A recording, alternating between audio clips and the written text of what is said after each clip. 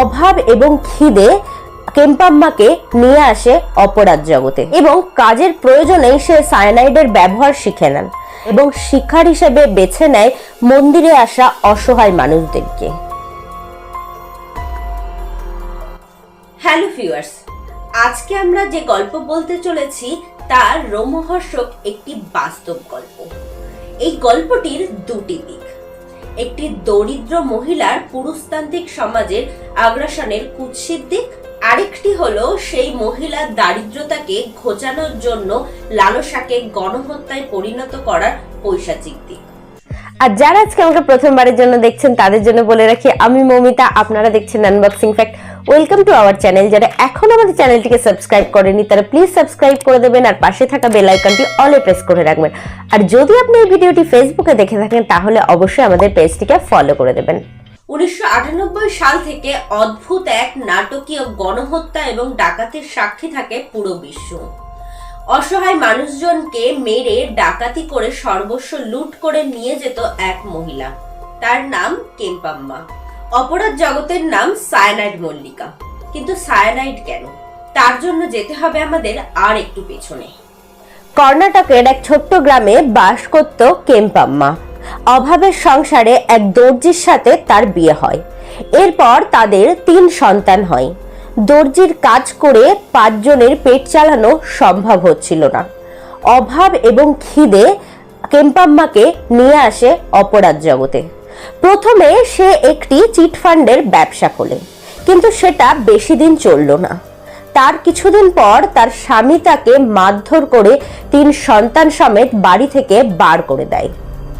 কিছুদিন তিনি গৃহপরিচারিকার কাজ করেন। এরপর কাজ নেয় সোনার দোকানে। সোনার দোকানে সায়ানাইডের ব্যবহার হয় এবং কাজের প্রয়োজনেই সে সায়ানাইডের ব্যবহার শিখে নেন। এছাড়া থ্রিলার সিনেমা দেখে শিখে নেন কিভাবে সায়ানাইডকে খুনের কাজে ব্যবহার করা হয়। সে তার অপরাধের জায়গা হিসেবে বেছে নেয় মন্দিরকে এবং শিকার হিসেবে বেছে নেয় মন্দিরে আসা অসহায় মানুষদেরকে। হঠাৎ সে একদিন সাধিকার বেশে মুখে বৈরাগ্য হাসি নিয়ে উপস্থিত হন মন্দিরে। অসহায় মানুষদের কাছে গিয়ে তাদের সমস্যার কথা শোনেন এবং বলেন তাদের এই সমস্যার সমাধানের জন্য ভগবানের কাছে পুজো দিতে হবে। এইভাবে গ্রামের অপরিচিত মন্দিরে আসতে বলতেন তাদের পুজো দিতে এবং বলতেন আসার সময় তারা যেন ভালো শাড়ি আর সমস্ত দামি গয়না পরে আসেন। এরপর তিনি চরণামৃতের মধ্যে সায়ানাইড মিশিয়ে দিতেন এবং সেই চরণামৃত তাদের খাওয়াতেন। তারা সেই চরণামৃত খেয়ে নিশ্চিত মৃত্যুর কোলে ঢলে পড়লে তখন তাদের সর্বস্ব লুট করে নিতেন কেম্পাম্মা ওরফে সায়ানাইড মল্লিকা। 1998 সালে তিনি প্রথম হত্যাকাণ্ড শুরু করে। এরপর তার তালিকা বাড়তেই থাকে, কিন্তু পুলিশ কোনোভাবেই হত্যাকারীকে ধরতে পারছিল না, কারণ যে খুন হচ্ছিল তার গায়ে না থাকতো কোনো কাটাছেঁড়ার দাগ, না থাকতো মুখে কোনো যন্ত্রণার ছাপ। কিন্তু পোস্টমর্টম করলে জানা যেত তাদের মৃত্যু হয়েছে সায়ানাইডের মাধ্যমে। 2000 সালে সে পুলিশের হাতেও ধরাও পড়ে, কিন্তু সেটা একটা নিছকই ছোট্ট একটি চুরির ঘটনায়।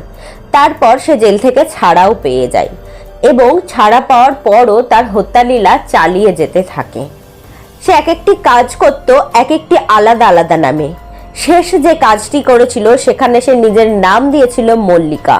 সেখান থেকেই তার নাম হয় সায়ানাইড মল্লিকা। অবশেষে মল্লিকা ধরা পড়ে যান। 2012 সালে তাকে ফাঁসি দেয়া হয়। কর্ণাটকের মধ্যে তিনিই প্রথম যাকে প্রথম ফাঁসির আদেশ শোনানো হয়। আজকের ভিডিও তাহলে এখানেই শেষ করছি। কেমন লাগলো আজকের ভিডিও অবশ্যই কমেন্টের মাধ্যমে জানাবেন। আর যদি ভিডিওটি ভালো লেগে থাকে তাহলে লাইক আর শেয়ার করে দেবেন। সাবস্ক্রাইব করে রাখবেন আমাদের চ্যানেলটিকে। আমরা আবারও ফিরে আসবো এরকম আরেকটি ইন্টারেস্টিং ঘটনা নিয়ে। ততক্ষণের জন্য ভালো থাকবেন, সুস্থ থাকবেন, সাবধানে থাকবেন।